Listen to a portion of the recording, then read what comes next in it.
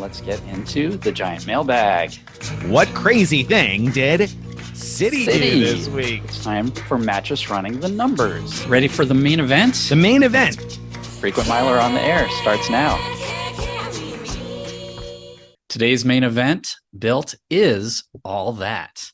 We're going to be talking about Bilt Rewards, which is both a rewards program and a credit card, which together they reward you for paying rent, but they also reward you for a lot of other things. And they have a very interesting, unique rewards program. And I'm going to argue that it is all that. And we'll see whether Nick argues for or against that proposition, not a preposition, a proposition. Proposition. But yes, his point. We'll see if I argue against his point, folks. That's what we're saying. We'll see if you get a counterpoint out of me, but I'm going to keep you on the edge of your seat. You're going to have to wait and see and listen, or hit the timestamp to skip ahead if you want to find out. No, don't do that. Listen to all the good stuff coming up, because we have a hopefully a temporary new segment coming up right now, which is called Oops. Oops. we've got 4 oopses from past shows to report what we got wrong, and let's try to make these things right.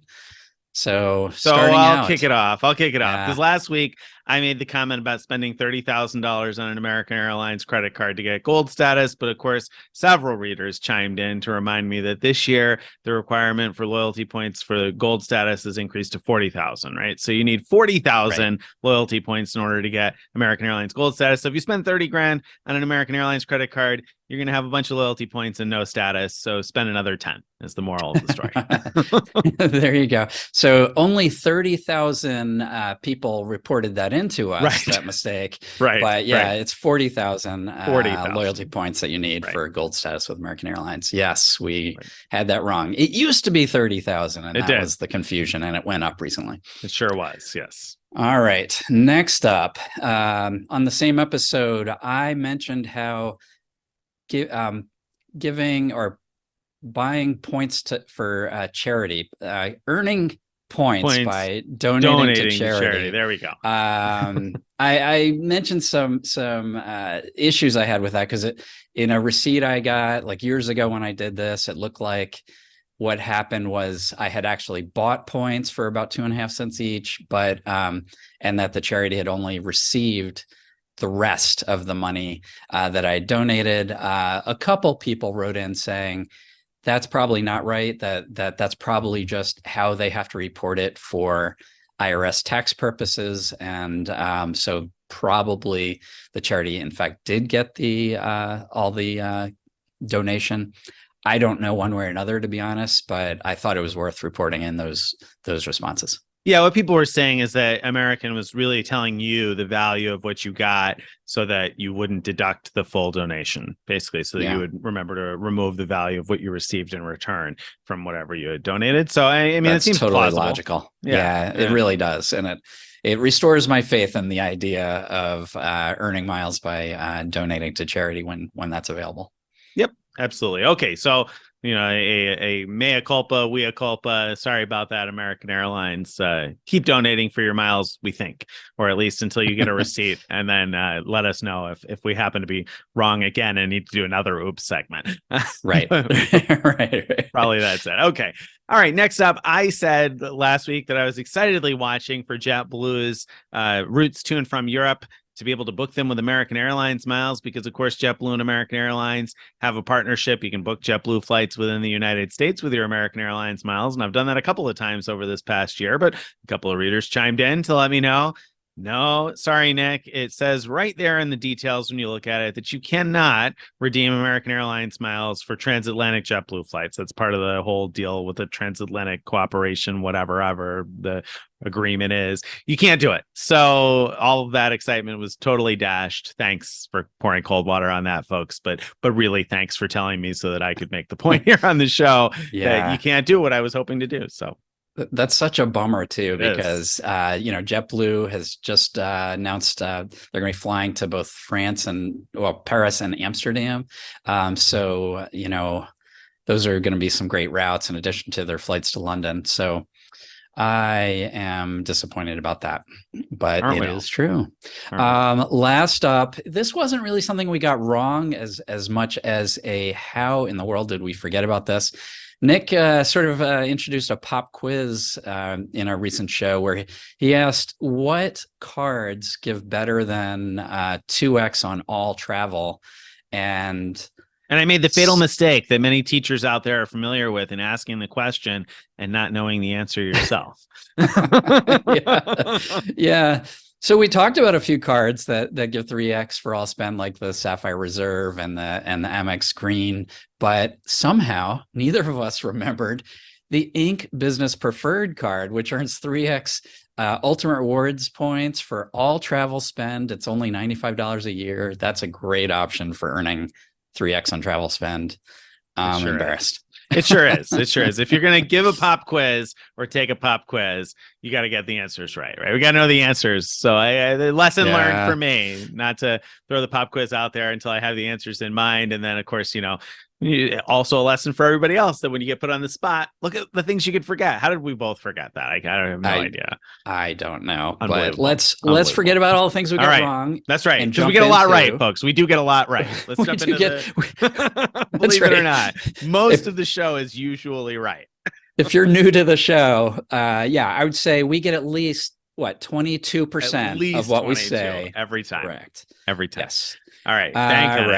All right. So that brings us to, I think, the giant mailbag, right? Drag it out. Let's move forward.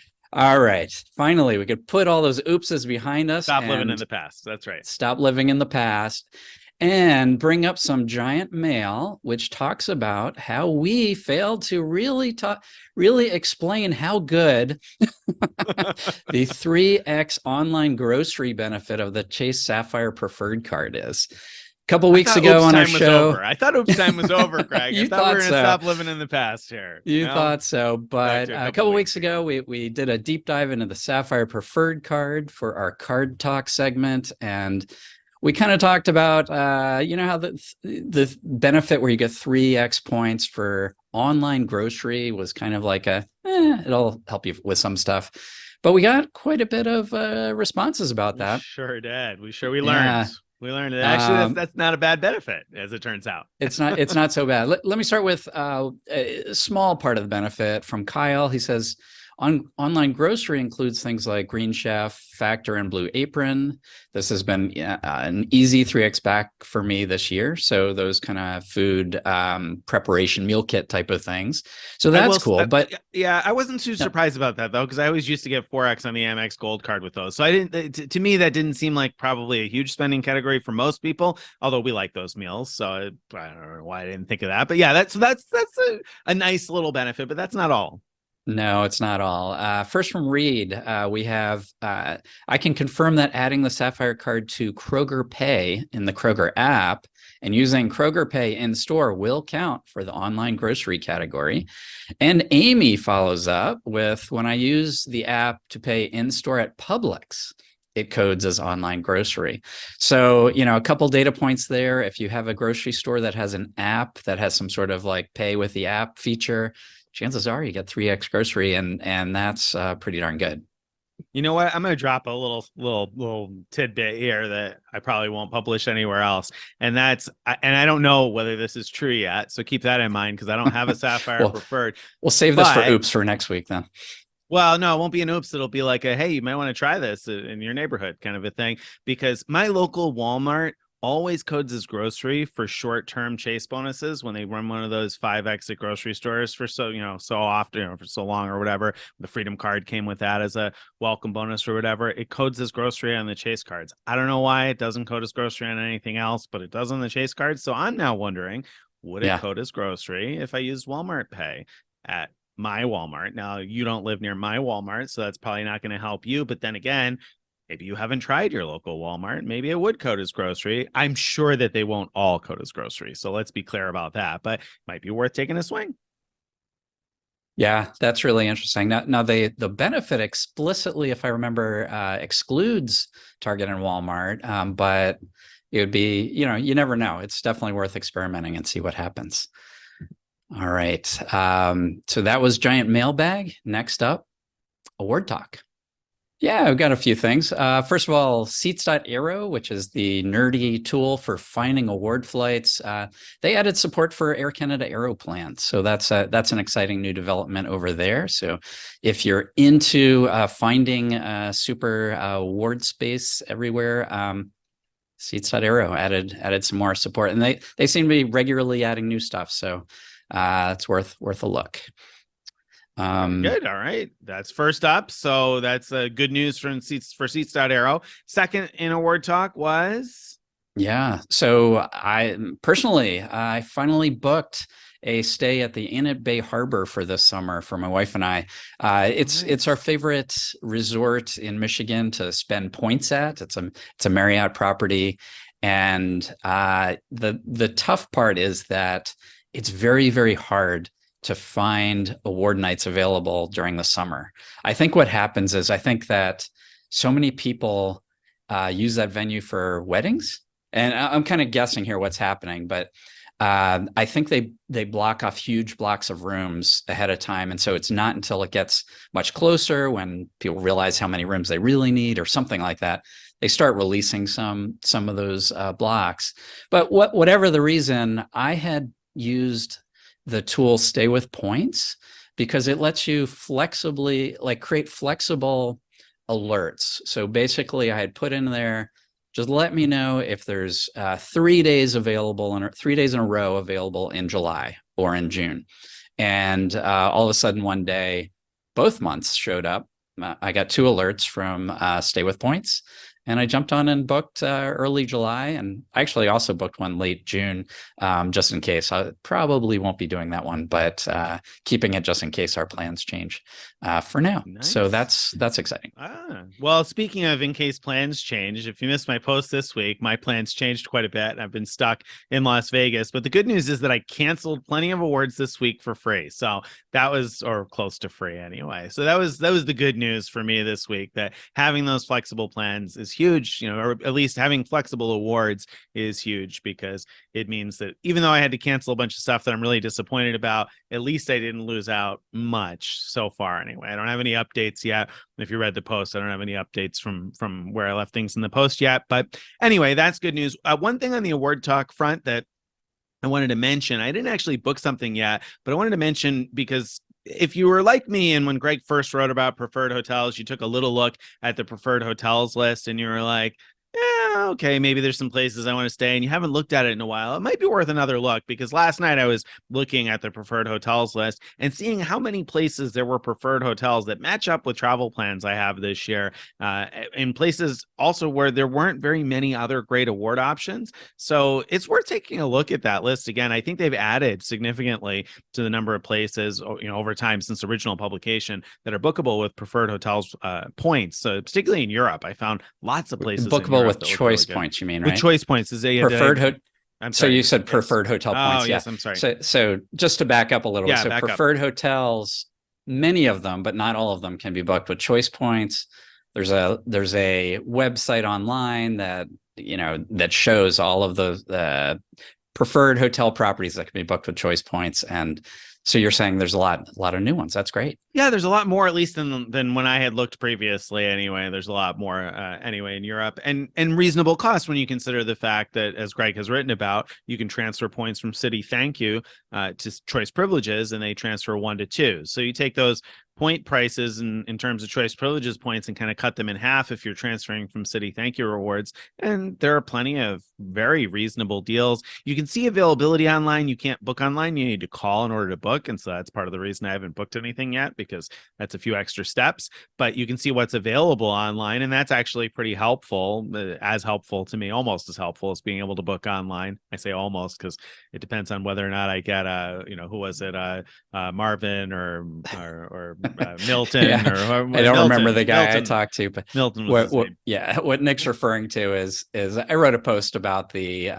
fun in trying to book these over the phone with choice, which is to say that if you get the wrong people, it can be a long, arduous affair to try to book these. But some readers have written in saying they called and got it booked in just a few minutes. So yeah, Yeah, and some of them look Good really luck. nice. I mean, I know you've said that before, but I'm gonna repeat because I was like, initially, I was like, I don't know. Then I got looking at them, I was like, well, some of these look really nice. So it's worth taking another look at that partnership if you haven't in a while. All right, that's it for award talk. That's all I have to say there. Let's move on because we got a lot to talk about today. Yeah. Next up is our challenge update. So Greg is the referee, so I assume you don't have any updates for the challenge, but maybe just quick overview for somebody who's new. Challenge coming up. Quick Yeah, overview. yeah, the Party of Five challenge. So, we do a team challenge every year where we try to play a game basically where we see how can we get the most out of points and miles and other rewards, and we invent a different game each time. This year what we're doing is we have two teams. So Nick and Tim are one team, and Carrie and Steven are another team, and each team is basically tasked with planning 4 days of fun and adventure for a party of five, which is to say all five of us on the frequent miler team will be traveling together. And I'm going to be giving out bonus points. It's sort of like whose line is it anyway, where the points don't really matter, but that's how we're going to pick a winner. Is I'm going to be giving out points based on a whole slew of criteria, based on how things turn out and how good of a value did the teams get from their points, and things like that. Yeah, so there's two teams. One, team, I don't know, Team Tokyo is Carrie and Steven are planning a few days out somewhere in Asia, probably, I assume. And then Tim and I are Team San Francisco, kind of doing something likely in the Americas. So quick challenge update this week is that Tim did a whole bunch of work behind the scenes, furiously finding things for us to do this past week, messaging me saying, hey, listen, I found this, I found that, I found the other thing. And of course, if you read my post, you know that for the last week and a half, almost 2 weeks, I've been in Las Vegas with sick kids. And so I've been like really behind on catching up on things. And by the time I saw Tim's messages, I was like, oh, shoot, we should have booked that like 3 days ago, I'm sure, but is it still available? Yes, it is. Okay, well, what about this? And what about that? And what about the other thing? And wouldn't you know it, when you hesitate too long, award availability tends to evaporate, guys. So Tim had found the perfect stuff. And just a little while ago sent me a message saying, I feel so deflated because we just couldn't make what we wanted to work.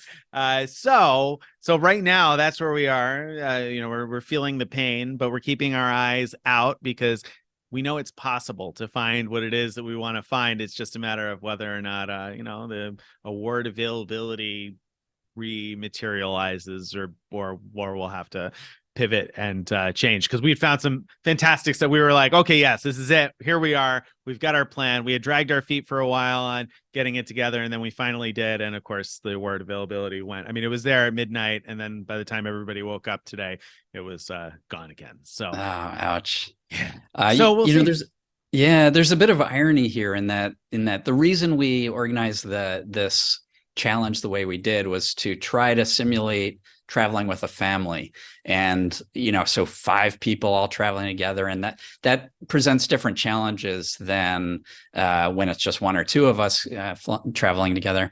And so it's kind of ironic that your family situation with kids getting sick, right, is what has got in the way of actually booking. So that's realistic, right? It is. Yeah, it is. And not only that, but also that last night we were at like midnight. I saw it, but I couldn't get in touch with everybody at midnight West Coast time, to say, hey, listen, this is here and can we book it and blah, blah, blah. And so, we had to wait until the morning until we get everybody and say, hey, can you go? Can you do this? Obviously, we weren't asking if people could go, but we had to be able to book it. So that's also realistic in the types of challenges that people deal with and getting these things together. So we are experiencing those growing pains, but don't worry. Tim and I are going to do something that knocks your socks off, whether or not it's what we initially planned. We'll see. I have very little doubt that is true. So I'm definitely excited to see what happens there. So we're working furiously behind the scenes and getting excited because that's coming up in not too long. All right, so there's our challenge update for this week. Mattress running the numbers. Let's talk about Mattress running the numbers because we have 2 huge. I'm going to say huge. I would say big, but these are bigger than big, right? These are kind of these are huge among us. Yes. Yeah. either one alone could be the main event of any given show. I mean, these are big, big, big. First one, Marriott. So for 3 days, May 1st through 3rd, if you book a homes and villas stay of 4 nights or longer, and the stay has to take place during this coming summer, then you will get 40,000 bonus points for the stay. That's wow.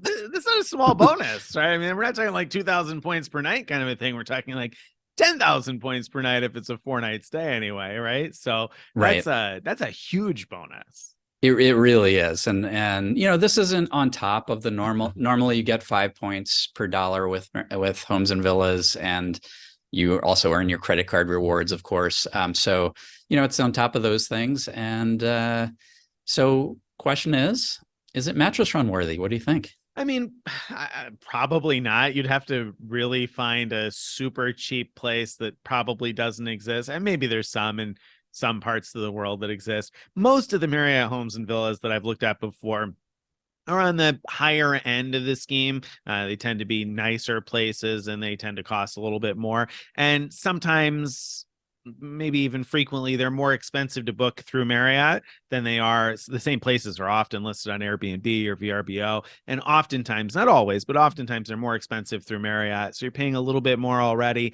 However, that little bit more is probably not enough to erase the value of the rebate here. You're probably not going to get something that's Mattress Run worthy, where it's worth just doing for the 40,000 points, but if you value the 4 nights at all, then potentially you could do really well. I mean, because the Marriott points, we frequently get more than a penny per point in value, but let's just, to make the math a little bit simpler and be more conservative, let's say the 40,000 points are only worth $300, right? I mean, you should easily get $300 in value out of 40,000 points. That's a great rebate on a 4-night stay. If you find a place that's even $150 a night, let's say for 4 nights, you pay $600 out of pocket and get $300 worth of points back. That's fantastic on its own. And then we often see Amex offers or Chase offers. So if we happen to see one of those show up during the same time period, I mean, then it will really get pretty good.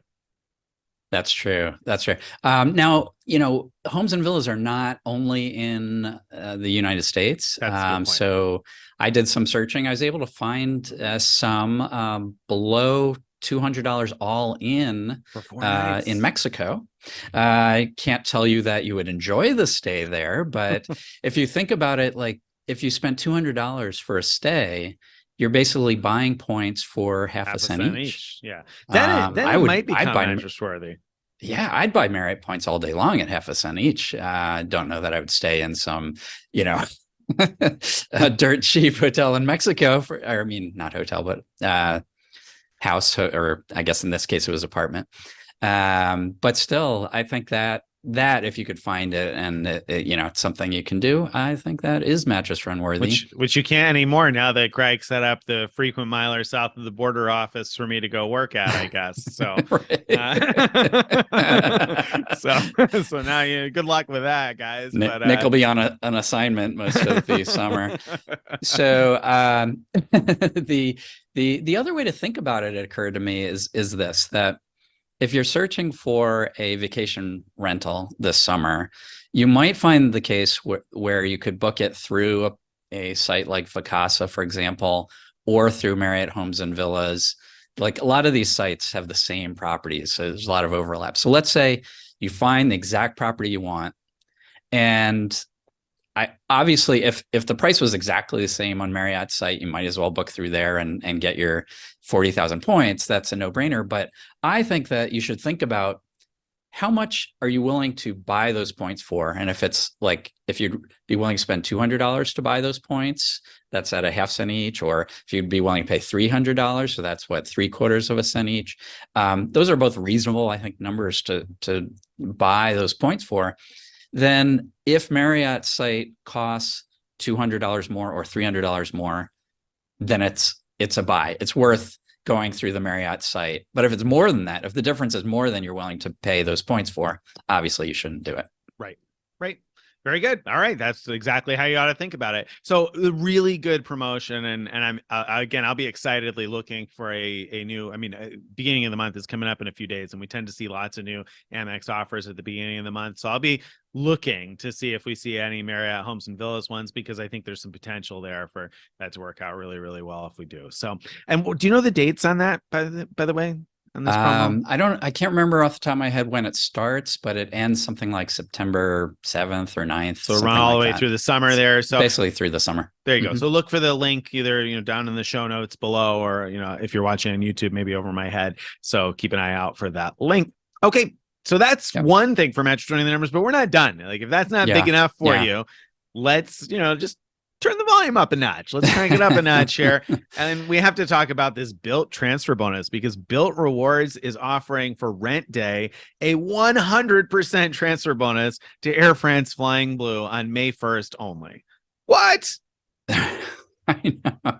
This is incredible. Just, to give you an idea, it's not that uncommon for other programs to offer a 25 or 30% bonus for transfers to something like Air France. But we have never seen anything close to this. Nothing close to this. No, nothing close to this. Yeah, you can repeat that a few more times, because, I think the most we've seen is 25% to Flying Blue. The biggest transfer bonus I've seen to an airline has to be 40%, I think, right? I think 40% every now and then to Virgin recent Atlantic. years. In recent years. I think going way, way back, there used to be big bonuses to Delta or whatever, but that could be before my time. That's a long time ago. Yeah. At least in the last 5 or 8 years, the most I remember seeing is 40% to Virgin Atlantic or British Airways, Avios, and just I think those two.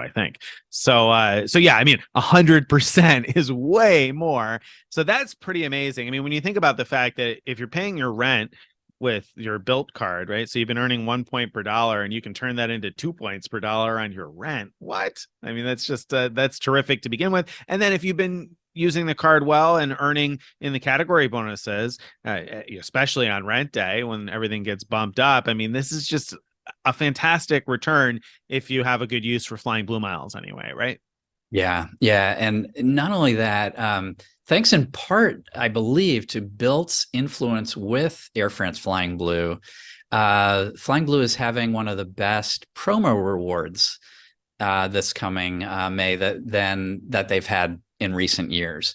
And basically, their promo rewards are when they offer discounts on awards from certain cities. And there's a whole slew of cities in the US where you could fly from the US to Europe and pay fewer miles. So not only are you doubling your Bilt points, so you're paying half as many points total for the award, but then there's also that award discount if you happen to grab one of those. So you could do just unbelievably well with this deal.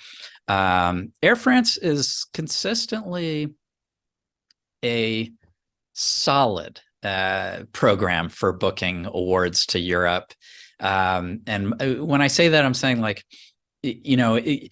they often have very good prices compared to other programs, but they're not going to be like the smoking best prices. Like there are other programs that under certain circumstances will have better award prices, but they're good enough most of the time that I would be if I had a whole bunch of Bilt points, I'd be, very interested in the possibility of transferring 1 to 2 to Air France. Yeah. So I totally agreed, because we very frequently see, now the reason that Greg hesitates there a little bit is because Air France doesn't have a set award chart. So the award prices are variable. So you don't know exactly what award prices are going to be. Usually business class to Europe starts around 55,000 points. And so if we see a discount on that and we see it around 40,000 points, let's say in business class one way, that is to Europe, then you're talking about around 20,000 Bilt points one way for business class, which is absolutely amazing if you find one of those. But even if you find a route that's 60 or 70,000 points one way, that's still not out of line with what other programs charge at the 60 or 70,000 full price. And then when you essentially cut 25% off of that or whatever for the promo rewards, and you double your Bilt points, again, you're still talking way better than most programs. Now, Air France Flying Blue does charge moderate fuel surcharges. So you're talking about $200-ish each way, 220, something like that in surcharges and whatnot. So it is going to cost you a couple $100 in business class. But on the flip side, I should mention economy. We sometimes see in these promo rewards, we see economy class awards go for, I don't know, 10 to 12,000 or so points one way. So if you're transferring from Bilt, you're talking about what, 5 or 6,000 Bilt points plus some taxes to get to Europe. I mean, that's amazing. That's terrific. It really is. It's just fantastic. So, yeah, I mean, what do you think? Should people like prospectively, let's say you don't have plans necessarily to use your Air France miles, should you just go ahead on May 1st and transfer all your Bilt points to Air France because it's doubling them? Smooth move, because that was going to be the question I was going to pose for you next. And you just snuck that right in here to toss it on my plate. Thanks for that. Yeah. That's what I try to do with the broccoli at dinner time. Just put it on my son's plate. Like, here, you want some of this, right? And I hate to tell people to transfer points prospectively when you don't know what you're going to do with them. So on the one hand, I want to say, no, don't do it. But on the other hand, I want to say, Air France doesn't have an award chart, so it's not like there's going to be a devaluation necessarily anytime soon. They can always just crank up the prices a little bit, and they seem to be pretty happy with where awards are priced. So if I were going to transfer prospectively, this is a situation where I might consider it because of the 100% bonus. I really usually tell people not to ever do that, but this, I guess, might be a rule breaker because you are going to get so much more value with your points. It's pretty consistent in terms of of the award pricing. So I guess what I would say is, if you're pretty confident that you'll go to Europe, and if you have other points that you can transfer to Air France Flying Blue, and if you've never credited a paid flight to Air France.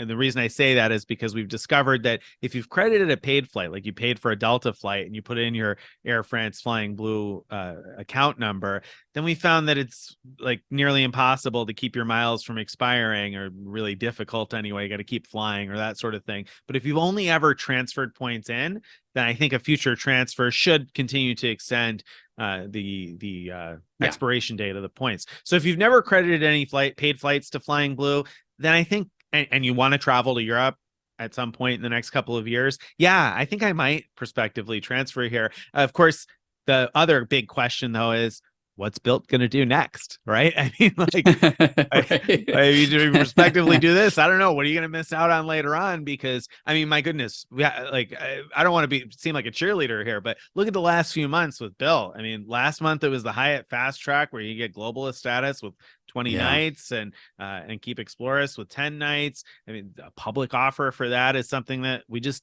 haven't really been seeing. So that was already kind of unprecedented. We have this. We've seen some other great rent day promotions. So part of me says, I don't know, are they going to offer 100% bonus to Turkish next month and like a whole bunch of availability to Hawaii? I got no idea what's going to come next. So I'm not sure. What do you say?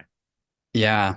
Well, first, we shouldn't forget Bilt did offer 100% transfer bonus to Hawaiian Airways. Right. About 3 months ago or so.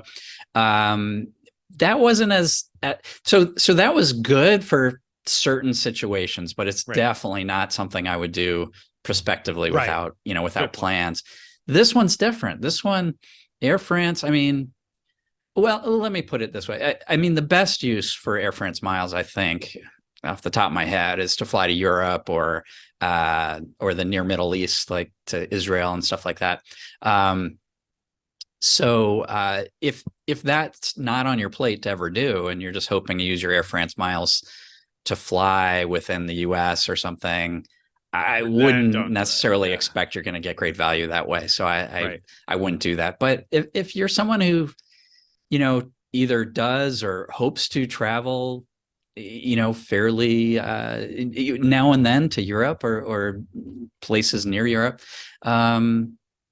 I think I would do it. I think. Yeah. I mean, but you're right. You're right about, there's that risk of like, you blow all of your miles and then the next time they say 100% transfer bonus to Hyatt, which by the way, I don't think is going to happen. But no, I don't think if they did, that happen. would be. But yeah, I don't think that would. I mean, even if they did a 50% transfer bonus to Hyatt, you might regret having transferred. That's true. To Air France. But I mean, again, I don't think that is likely to happen. But if you asked me 2 months ago, do I think they're going to do 100% transfer bonus to Flying Blue?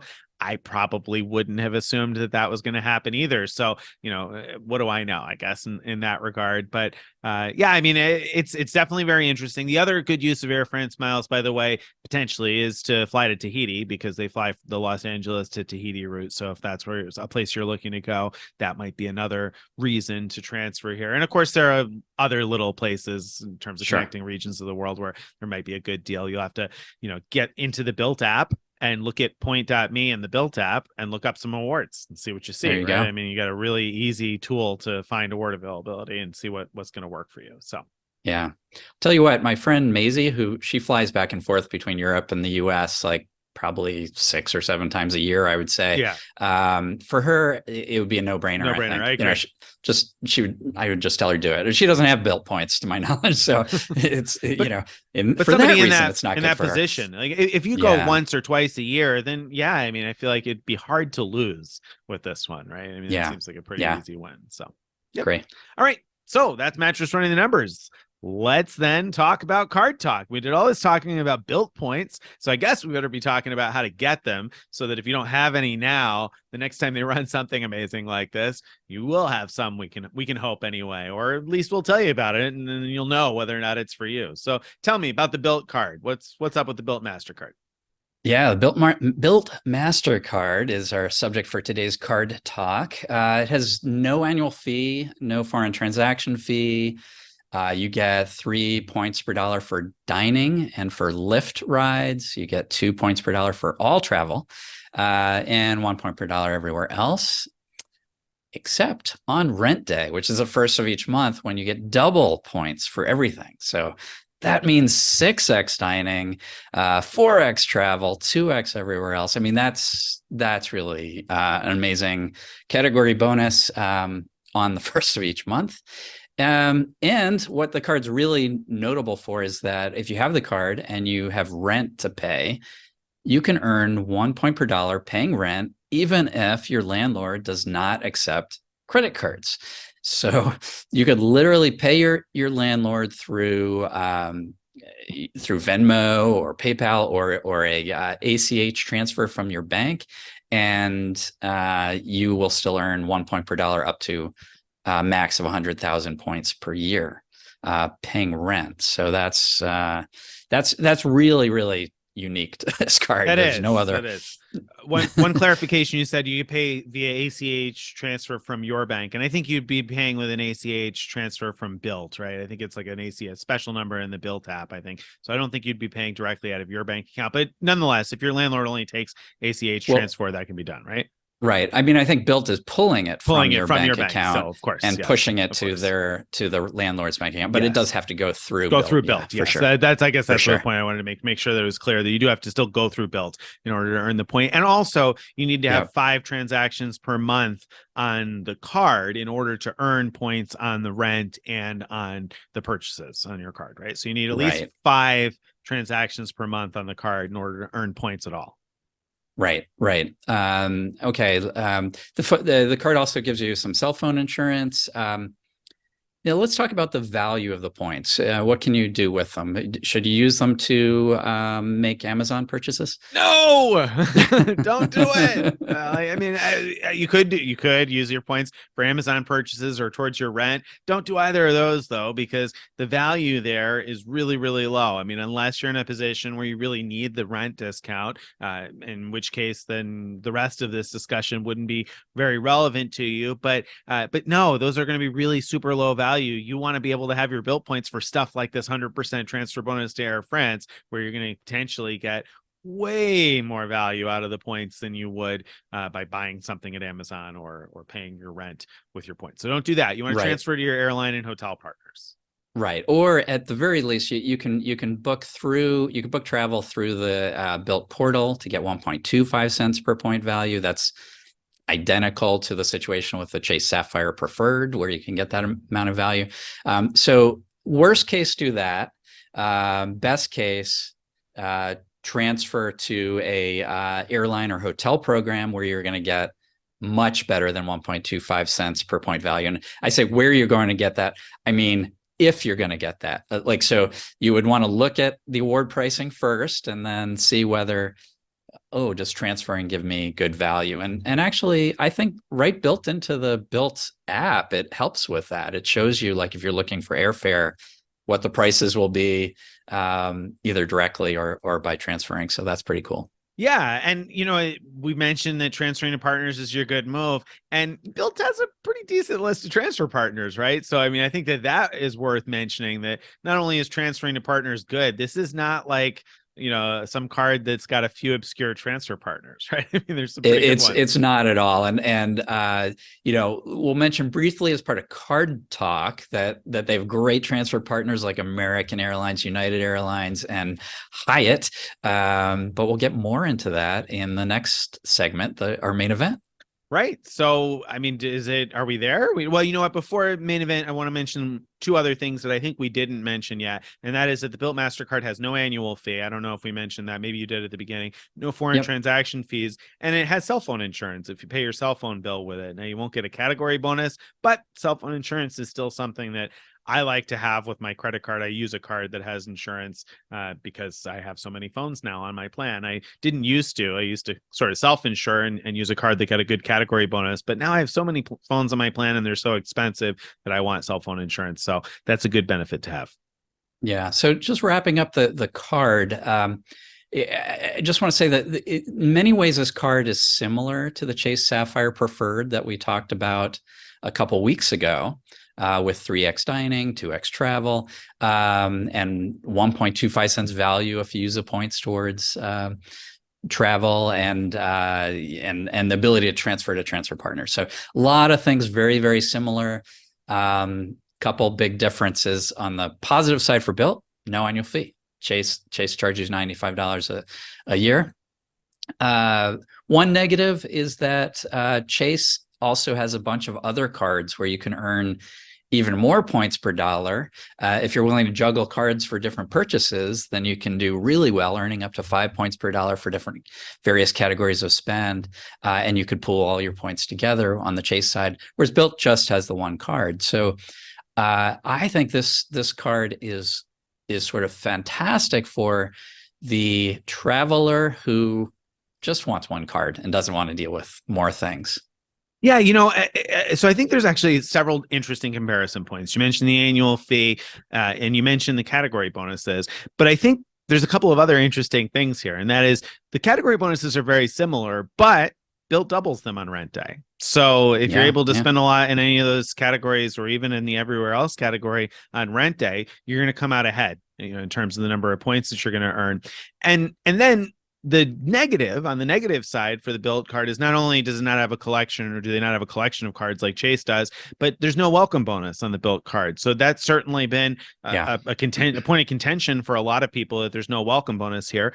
The flip side of that is that they offer double in all those bonus categories on the first of the month. And then if you also double when you transfer to something like Air France with a rent day promotion like this, then you're just going to earn so many more points, or at least end up with so many more Air France points, that it may make up for the fact that it didn't have a welcome bonus in the end. Now, that's not going to be the case for everybody in every situation, but I could certainly see where this works out really well, especially for folks that have to pay rent and weren't earning anything on rent before. If you're paying $2,000 a month in rent and you weren't earning any points on it before, that's 24,000 points you might have earned over the last year. And now you transfer those to Air France at 100% bonus, and that's 48,000 points that you wouldn't have had otherwise. And you could do it again next year, maybe. So I think that's what kind of separates it, right? Because if I think the first reaction that I had, and a lot of people had to this card, was no welcome bonus, I'm not interested. But I can totally see where the value can make up for that for the right segment of folks. Absolutely. And of course, you earn points for paying rent, which is something that, of course, Chase does not do for you. Right. Yeah. Right. Okay. All right. That's card talk. So we're slipping into the main event, which is Bilt Is All That. So, Nick was just talking about how the Bilt card does not have a big splashy sign-up bonus, so you're not going to get 50,000 points or 90,000 points, whatever it is. You're not going to get that just for signing up and meeting minimum spend requirements. But if you can look past that downside, there's a lot that Bilt has going for it. There is. I mean, certainly there's pluses and minuses, but yeah, in terms of pluses, like we said, you obviously you can earn points on paying rent, which you can't do with anybody else, at least not easily. And when I say that, we should mention that there are ways to pay your rent and earn points. If you're somebody who buys gift cards and you're still able to buy money orders with your gift cards, and your landlord will take the money orders. I mean, there are certainly ways to earn points while you're paying your rent. It's just not as simple and straightforward as it would be with Bilt. But even without rent, we said that it could be a good card to have because of those bonus categories. I mean, those bonus categories are competitive with most other cards on the market. 3X dining with no annual fee. It's an interesting comparison point because if you're somebody who has been earning 3X dining with the Sapphire Preferred and paying $95 a year, this obviously seems a little bit better. If you're somebody who has the Amex Gold card and you've been earning 4X on dining, then you have to consider the difference in annual fee. Again, is it worth the $250 for 4X dining? Now, I would argue that it is for the 4X on U.S. supermarkets on the gold card and all of the credits that card comes with.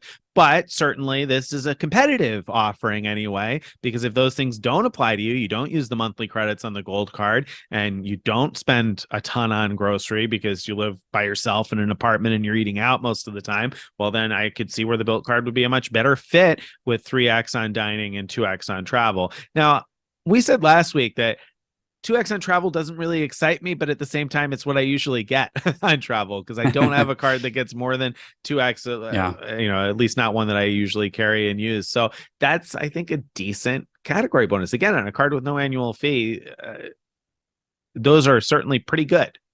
Yeah. And if I was going to, pay for something really expensive like a cruise or whatever, I would try to get that to happen on the first of the month. So the first of the month, is rent day, and they double all those categories. So that means instead of getting 2X for travel, you're going to get 4X for travel. That would be, that would be amazing. That's really good. Yeah. And it also makes the card a decent everywhere else card on rent day. If you've got other large expenses to pay, whether that's taxes or tuition or whatever else it is you need to pay that can get paid on the first of the month, your daycare or whatever it might be, then all of a sudden this becomes a 2X everywhere card, which, I mean, everybody in this game talks about the Blue Business Plus and how that card earns 2X everywhere on the first 50,000 points per year with no annual fee. Well, this could be similar in the sense that if you just make those purchases, if you can make those purchases on the first of the month, then you can end up with a similar return here and arguably better transfer partners, or at least really good super competitive transfer partners. So that's, I think, makes this card, again, pretty interesting. I don't know how much dining I do on the first of the month versus the rest of the month, but at 6X, I might go into a favorite restaurant and buy a gift card on the first of the month, right? Absolutely. Yeah, absolutely. And maybe even buy, a Uber Eats gift card through Flu's at the first of the month in order to get 6X dining. That would be pretty nice to sort of prepay for your dining in order to get that 6X would be great. For sure. So about the transfer partners, I mentioned that maybe they have a better set of transfer partners, or at least a very competitive set of transfer partners. So talk to me. What do you think about the transfer partners? Yeah, I love their transfer partners. So first off, the reason whenever we talk about Chase's transfer partners, not Bilt's, but Chase's, I always come back to, I love them because they transfer one-to-one to Hyatt. Until Bilt came around, Chase was the only program that transferred one-to-one to Hyatt. And with Hyatt, it's very easy to get like 2 cents or better, sometimes a lot better, per point value for your points. So you're getting just fantastic value for your points. That way, Bilt supports transfers to Hyatt, but they also do American Airlines. Nobody, other program. Nobody. Not a single one transfers one-to-one to American Airlines. So they've got that locked up, and we talked just last week about how valuable American Airlines miles can be. For sure, yeah, great transfer partner. And while we were talking about that, I think you mentioned in conversation at some point that you've booked some United awards because United has similar flexibility to American Airlines. And I said, well, I'm not sitting on a pile of United miles, and that's in part because I don't have because I don't view my Chase points as transferable to United because I want to save them for Hyatt. But here we go. Bilt has both Hyatt and United and American, right? And they've got all three of those. So Yeah. here you can transfer to United as well if Star Alliance works better for your plans and you like the flexibility of United miles. Right, right. And they have more than just those few. They also, for those who are really into hacking the system, Turkish Airlines, they transfer to them as well. Now that's in common with what Capital One and Citi also transfer to Turkish. But if you want to take advantage of those ridiculously cheap award flights to Hawaii, now that's flying on United but booking through Turkish. That's the way to go. Yeah, I mean, or great reward pricing to Europe if you find availability on United, just 45,000 points one way on United. So there's certainly some greatness there, and those aren't the only partners. They've got basically they partner with almost all of the best transfer partners from the other list. I mean, the one that's missing is ANA, in my opinion. That's one that I love on the MX side that they're missing. And they don't have Southwest, I guess, so people who like to transfer to Southwest, which is, I think, a questionable transfer in most cases anyway, because you're not going to get great value. You're going to get consistently the same value out of Southwest points, but not outsized value. But otherwise, I mean, they basically have the best transfer partners from all of the other programs, right? Yeah, most of them they do. And so, if I could only pick one transferable points program, if I could only pick one, it would be this one. Luckily, I'm not limited. That's to a only bold one. statement. If you could only pick one, this would be it. Yeah, it would. Absolutely. So, and you're not even hesitating on that. Why? Because, like you said, they have almost all of the best ones. They're only missing ANA. ANA has incredible award pricing, but it also has some really big downsides to it. Like points, if you don't use them, will expire in 3 years, and there's nothing you can do about it except create a global pandemic. And that worked for me last time, but I wouldn't count on it in the future. Right. And right. We hope not. We hope we can't count on that in the future. So I mean, they're missing ANA, and ANA has some hangups. You're right. So ANA is, I think, one of the better Amex transfer partners if you're, I'd say, intermediate advanced in the game and willing to put up with those limitations, because there certainly are some big limitations there. The other big one that I think Bilt is missing, at least in terms of the ones that I use the most often, is Avianca Life Miles. I use Avianca Life Miles quite a bit, and Bilt doesn't have them. So that's I think a hole that's missing. That I think if you're going to continue to collect other transferable currencies, as I would anyway, then it's not a big deal. But if you're only going to have one, then I'm a little disappointed that they don't have Avianca Life Miles. I feel like that's one that I would really like to see them add, in the sense that it would make a better program for that customer who wants just one single card, because I think that they have a lot of values that are potentially better than booking via Air Canada, Aeroplan, or United for Star Alliance. But really, I mean, they've got all the alliances covered, right? So they have Avios, they've got British Airways, Iberia, Aer Lingus, and they also have Cathay Pacific and American Airlines. So I mean, One World is locked and loaded. That's it. That's done, right? And Star Alliance, they have Air Canada, they've got United, they've got Turkish. Again, basically covered there. What they're missing, I guess, is SkyTeam, sort of. They have Virgin Atlantic, and that's it. And Virgin Atlantic does have some good sweet spots. I'm sorry, Air France. I'm sorry, Air France. Yeah, thanks. Let's edit that one out. They do have Air France, don't they? I was thinking Delta they were missing, but you're right. So they are missing Delta, which Amex is the only one, I think, that supports transfers to Delta. But as you know, value with Delta miles is few and far between. So we're not missing anything by not having transfers to Delta, in my opinion. Yeah. So great and program. then on the hotel side, they've got Hyatt and they have IHG. Now, IHG would not be a good transfer, and we've talked about this with other things before. But if you've missed those and you've stumbled on us because of Bilt here, then let us persuade you not to transfer your points to IHG, because you can usually buy those points for half a cent each on sale. So you don't want to trade away your Bilt points for what you could buy with half a cent, for every point that you trade away. So that's not a good trade to IHG. Right. I wasn't even into it when they had 100% bonus to IHG. So then you're getting sort of the equivalent of 1 cent per point value because of the frequent ability to buy points for half a cent each. Yeah. That one. So the hotel front, programs, they're a little weak.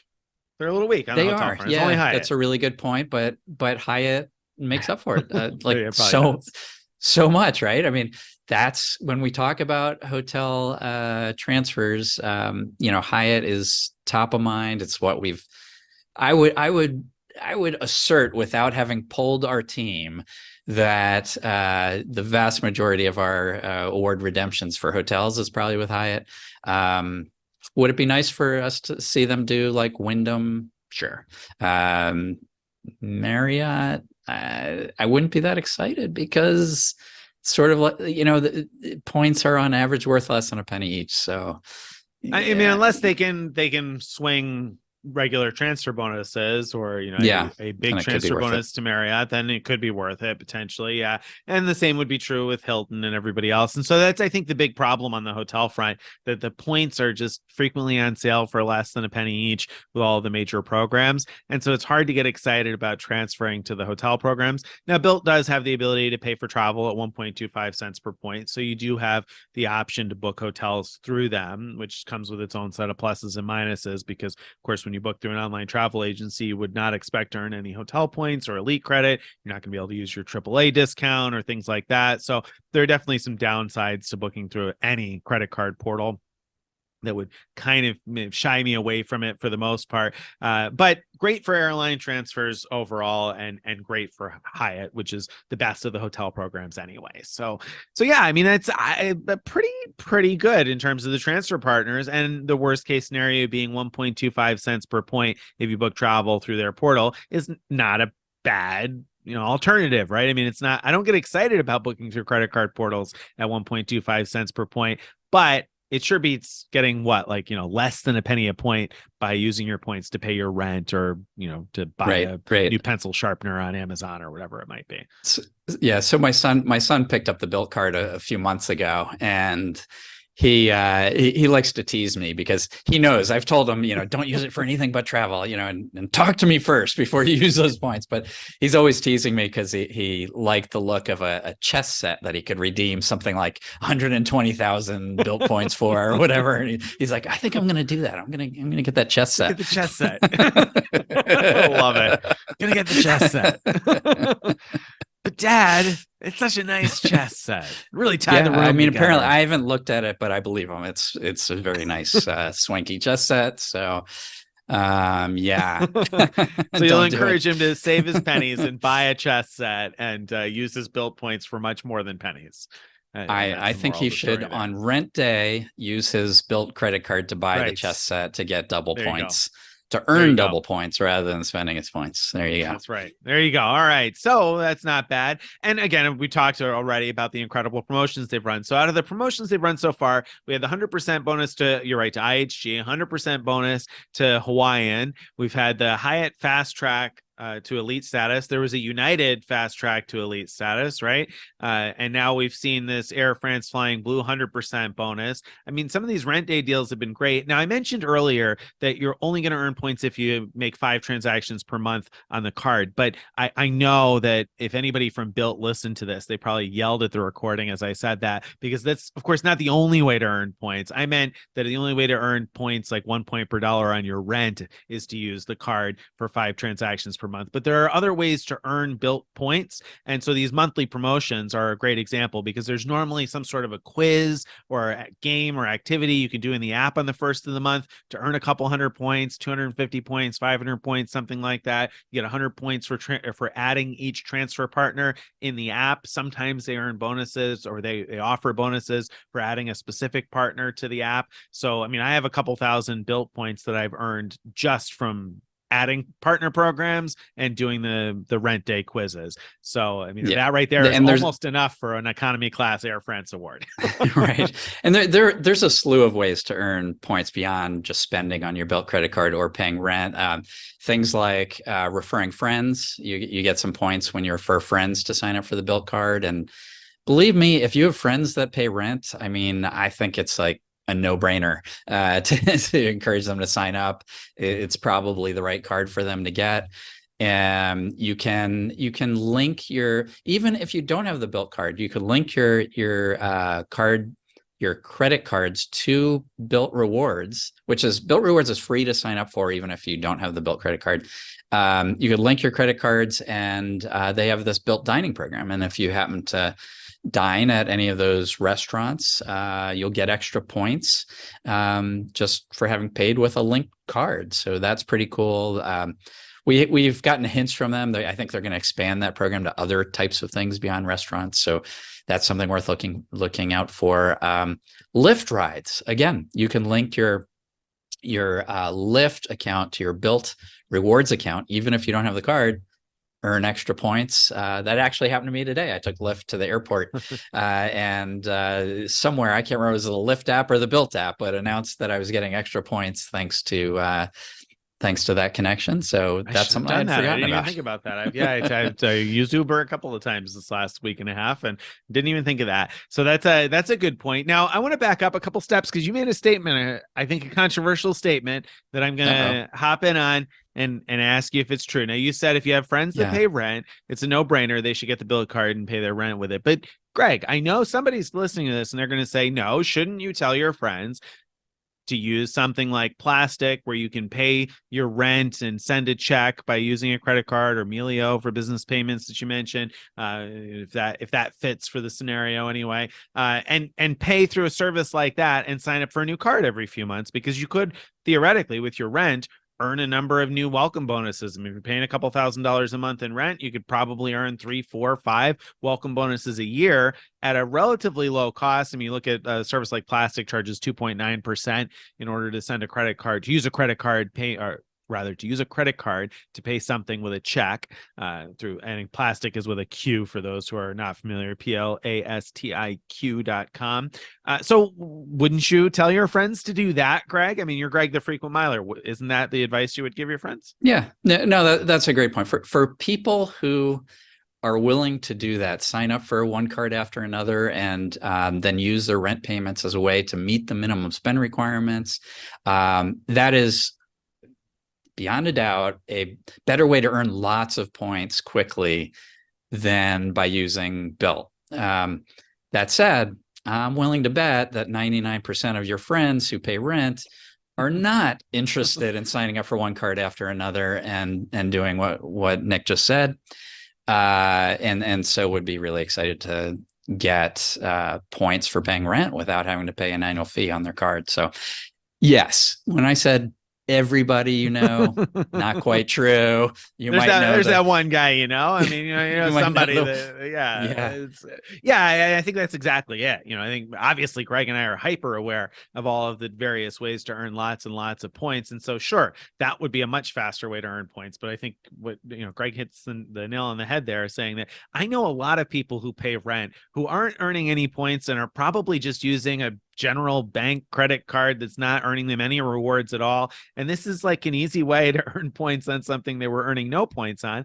And they can transfer those points to lots of partners, and they don't need to learn, about several different cards or have a card that costs $95 in order to do it. So I agree. I think that for most people, that rent, this is probably a good fit. But for those that are the true maximizers among us, then there are other ways. You could maximize a little bit more. Yeah. One of the cool things with Bilt, they actually have on their core staff people who are into this game, the points and miles stuff. They are deep into it. They understand the ins and outs of it. They love the game, and they're trying to provide a service that gets people like us excited about the Bilt product, even though they know it's not going to attract the people who are just like signing up for one card after another. They're still doing things like Nick mentioned before, that Hyatt promo that gets so many people in this game excited, right? Or the 100% transfer bonus to Air France. I mean, how you cannot be excited about that, I do not know. No, I don't know. I don't have the Bilt card, or I don't have the card. I'm not paying rent, and it hasn't been a great fit for me. But boy, this 100% transfer bonus to Air France has me rethinking that a little bit, because 6x dining and 4x travel on the first of the month, and then the possibility of 100% bonus at some point has me like, well, maybe I should have this card. It's not really going to hurt me to get it, so maybe I should have it, which is an amazing feat, because when this first came out, I saw no reason why I would want to have the card, and Bilt's doing something right. If they're if they're getting people like me and you excited, I think they're doing something right. Yeah. The last thing for those who don't pay rent, I learned something new just recently, and I published about it this past week, which is that Bilt sort of unofficially supports some things beyond rent when credit cards aren't normally accepted. So, for example, we've heard people talk about paying their HOA fees through Bilt and getting points that way. So I kind of knew about that, but then I saw a post on 1 Mile at a Time about that topic, where he said that he used the Bilt chatbot. What he meant by that is, if you go to the Bilt website and click the little chat icon, a robot helper comes up to answer your questions, and he asked about what he could pay besides rent, and gave him a whole list of options. And so I did the same thing, and I got that list. And so HOA fees are explicitly listed as something that you could use your rent account to pay. And so what that means is, if your HOA does not accept credit cards, you could use the same mechanism that is used to pay landlords by ACH or by Venmo or whatever. You use that same mechanism to pay them, to pay the HOA, and earn 1 point per dollar for HOA. But that wasn't all that was on the list. Your security deposit, I mean, that's not that much of a surprise, because that would be probably with your landlord. But there are some surprising ones, like utilities, like electric bill, gas bill, water bill. It's not the case where I live, but I know plenty of people who say that their utility companies do not accept credit cards. And so this could be a good way to earn points for things that you're not able to use credit cards for. Condo fees, that's something that I'm going to look into if I get the Bilt card. Can I pay my condo fees this way? College living / university housing. So you're paying, I mean, it's still technically, I guess, a landlord, but you're paying a university, which is different. So I would have totally done that when my son was in college. Cable, internet, cell phone payments. So if you're one of those plans where you get a better rate by paying not by credit card, that might be an option. Well, that's there. particularly interesting, especially now T-Mobile is about to remove the auto pay discount when you use credit cards. You're not going to get the auto pay discount anymore. You're going to have a linked debit card or something. That would be interesting, because you would end up getting your cell phone insurance and the auto pay discount. Yeah, if this way of paying counts, yeah, absolutely. Yeah. So anyway, so it's very interesting to find out that they unofficially do support a bunch of things. People ask over and over, how about mortgage payments? No. They explicitly do not allow that right now, but hopefully someday. Yeah.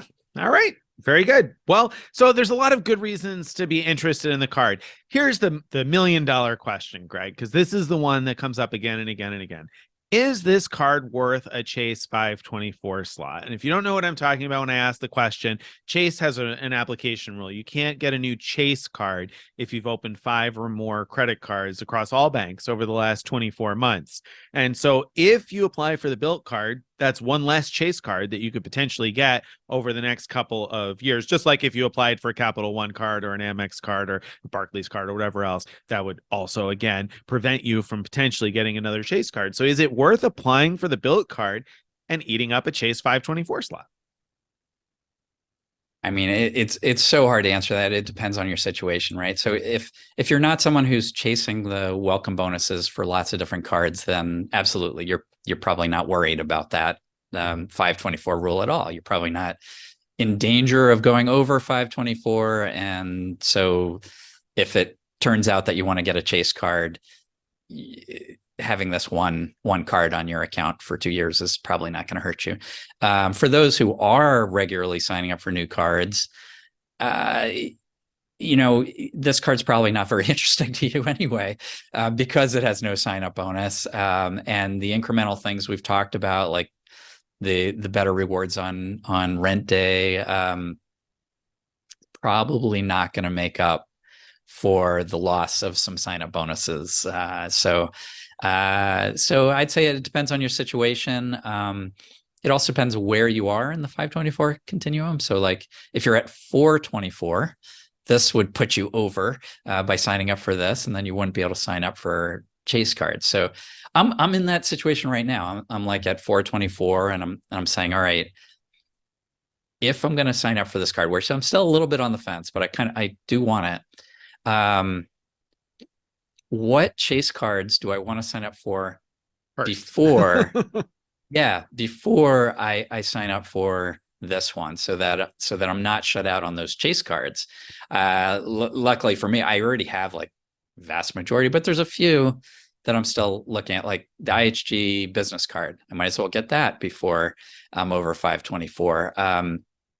And the nice thing is, because the business card, it won't hurt my 524 score. Like it won't count towards, it won't put me over 524. The only other one for me that I'm thinking about is the Aeroplan card, which is an interesting card. I don't really need it, but it's one that, like, it is one I wouldn't be able to get if I go over 524. So I'm weighing my options there. Yeah, I think that's essentially that's it, right? If you're somebody who's going to continue opening lots of new cards for the welcome bonuses, then like you said, the Bilt card's not going to move the needle for you, because if you're constantly opening new cards, then the return on spend that you're getting with every dollar you spend, you're earning probably at least 10 transferable points per dollar with most welcome bonuses, right? So 6 points per dollar on dining is not really going to move the needle at all for you if you're somebody who's constantly opening new cards. Now, if you're somebody who's not constantly opening new cards, and you're using your gold card for 4x dining, or you're using your Chase Sapphire Preferred for 2x travel or whatever else. If you're somebody in that situation where you are using existing credit card bonus categories because you're not signing up for new cards all the time, well, then I think this card suddenly becomes more interesting. And let's be real, the vast majority of people are not signing up for more than 5 credit cards in 24 months. It's a very small segment of the population, and even a small segment, I would say, of our readership that signs up for more than 5 cards every 24 months. Am I right? I mean, you think we don't know that for sure, but I would expect that that's true, right? I agree. I think that's probably true, and we have no way to know. We have no way to know, but every now and then when I've used one of my chase cards has been in the referral link, when the referral offer has been the best offer, I've occasionally had one of my referral offers in our best offers page, and I wouldn't earn any referral points if everybody was over 524, and I have. So so I know that it's not true that everybody's over 524. So I think that for a large segment of the population, that's a non-issue at all. And I think particularly for the target market for this card, that's a total non-issue. I think the majority of people that this card is super exciting for are people who A, weren't earning rewards before, or B, were having a hard time understanding it and managing it, and like didn't really want to have 2 or 3 cards and remember which card to use for what. I think this card could potentially be a decent fit for those folks. Yeah, this is a really decent choice for people who just want one card, and that's it. Boom. So who it's not right for, let me just say who it's definitely not right for. If all you care about is a cash back type of situation, Bilt rewards are great for travel, really bad for merchandise or cash back. Don't do it that way. Okay. Last question on this comparison point I want to ask you. Years ago, you wrote, what's the best credit card post? And essentially, you determined that the Capital One Venture card, if you had to pick one card, you said the Capital One Venture card would be it. Does that still hold true? If you were going to pick one card, I could only have one you can only have one card. card. Would it be the Bilt card? Would it be the Venture card still? Would it be the Venture X now that that's come out probably in the time since then? Would it be the Bank of America Premium Rewards card if you have Platinum Honors and can get 2.625% back everywhere? What would you pick? Wow, that's so hard. Yeah, I think I would probably pick the Bilt card because I love my Hyatt.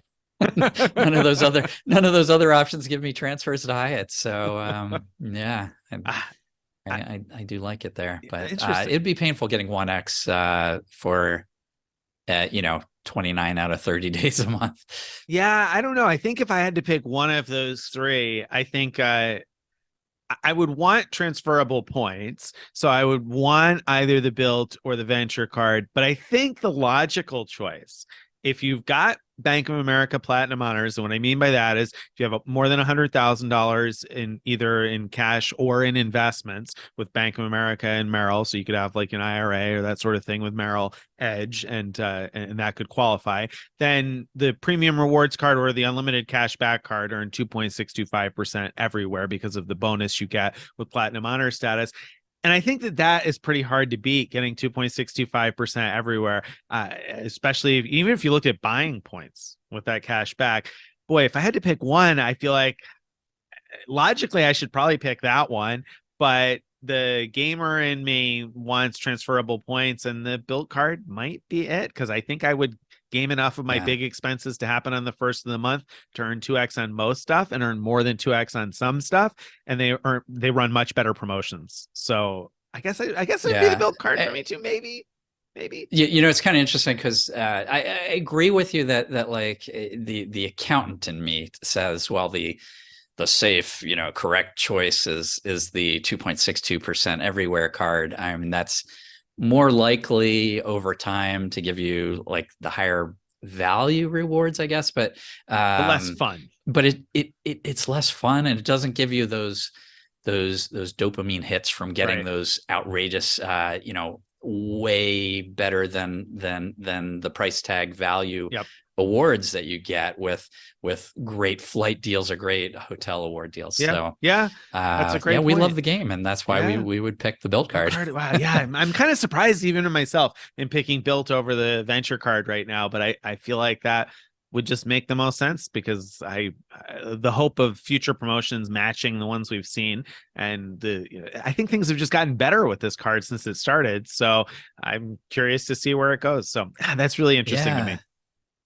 So for those listening, if you're on YouTube, write in the comments what card would you pick? Yeah, I'd be just really interested in hearing what everyone would pick. Or if you're listening to a podcast, you could email us at mailbag@frequentmiler.com and tell us what you would pick. I'd be really interested in hearing. So would I. Yeah, if you were to pick just one card, which if you're only allowed one card, which of course we would never do. Let me be clear. Greg and I, we're into maximizing points and miles, and so we're into a collection of cards to get the best on everything that we can. So if you're relatively new to points and miles, there's a lot of ways to have multiple cards and do much better overall. So we really probably wouldn't do a one card solution, but it's fun to think about. What would you do if you were to pick just one single card? Yeah, absolutely. All right. So that, I think, my friends, brings us to this week's question of the week. And this week's question of the week came in via the mailbag address, but really I got a very similar comment on a post I wrote this week, and so I thought it was worth asking this, and I don't know the answer, so I'm going to make the same mistake that I made last week and ask a question that I don't know the total answer to, but I think that it's worth a mention, and you'll see why. So the question, the answer is Inc. Business Preferred. Yeah, right. That's what it should be, right? So we got an email at our mailbag address that said, "This isn't my post, but could you talk about this on the podcast or write an article?" And it was a link to a Frequent Miler Insiders post. So here we go. Longtime reader, first time poster here. First time using Avianca Life Miles. After lots of research, I found a flight that suited my needs for 12,500 miles and $12.91. And so, wanted to keep the cash output minimal, and so it was going to be a total of $38.79 cash out of pocket for 3 tickets is what they expected, because it's $12.91 each, 3 tickets, so about $39, right? Thought I did my due diligence in confirming the space was available. United had the same award available. So transferred over the points to Life Miles, was giddy when they were there right away, went to add the travelers, and the taxes went up. They weren't $38.73, but rather $374.40. There was no way for me to see that before transferring the miles from Amex. What did I do wrong? And the additional thing from the email, I'm sorry, the other thing that I wanted to point to is a comment that came in elsewhere, and someone said, yeah, I'd love to see a post about the drawbacks of Life Miles. Somebody gave me a hard time in my cancellation post this week, or maybe not a hard time, but gently ribbed me about Life Miles because they have commented before to say that they don't like to book via Life Miles because of bad customer service and some of the drawbacks. And I talked today about how I like Life Miles, and I have before. What are the drawbacks of Life Miles, and or what is the worst best transferable or airline currency? And of course, what went wrong here? I don't know because they didn't share the exact route, but do you have any ideas, any thoughts about that? Yeah, I mean, I've seen that happen where what happens with Life Miles is in the search results where you find your flight, it shows a certain amount in taxes, and it's not until you click through, go to the place where you're gonna actually purchase that award, that you see the full amount of taxes, and it can be a lot more. I don't think that they're charging more than any other program would charge in those taxes and fees. It's just that for some reason they're not showing the full amount up front, and that's really deceiving. Because I have a stash of Life Miles, I've never been in a situation of not knowing. I know enough to click through to see that final price before I commit to it. But yeah, I don't know if you don't have any Life Miles, not even enough to sort of do the cash and points option to get to that last screen. I'm not sure how you would know. So that's a very big downside. The other big downside is just their website for finding awards is awful. I mean, they Well, sure. Yes. The website doesn't work particularly well. There's a lot of quirks to it. We talked about before how when you initially search, it does a smart search, but sometimes out of that drop down up at the top, right above the city pairs, instead of smart search, sometimes you have to pick Star Alliance. Sometimes you have to pick the individual airline you want to fly, and you never know what's going to actually show the results you want. So that's a pain. It doesn't always show all of the available flights or all of the available routings. I've written a couple of posts about making a Life Miles manual booking where I've had email support to put together legs that were both individually available, but not available together as a single award. And I've been able to do that, but it is kind of a pain. So there's a number of those small things, but I think this is definitely a quirk that's a problem because I've run into this once or twice before too. And like you, I've often had some stash of Life Miles where I could do the cash and points trick because it'll let you book with fewer than the full amount of points and just pay more in cash. And so then you could actually see the breakdown on the last page. And after this happened at some point, I learned, I better look at what everybody else is charging in taxes, what comes up in taxes on United.com and on AirCanada.com, because Life Miles isn't going to charge you less in taxes. It's going to be, taxes are taxes. They cost the same with whatever program you book with. And that's really the issue here, is that there's probably some sort of an expensive departure tax from the country that you're departing from. And in fact, in this case, I think it was a flight from Germany. And because I've booked enough awards in my time, I know that if you depart from Germany on an international award, it costs $100. I mean, it's $100 and change per passenger all the time on an award. That it doesn't matter who you book through or where you're going, you're going to pay that tax no matter what. So part of it is experience with award booking where I would recognize, but it is deceiving because Avianca Life Miles does not make that clear on their website. So that really stinks.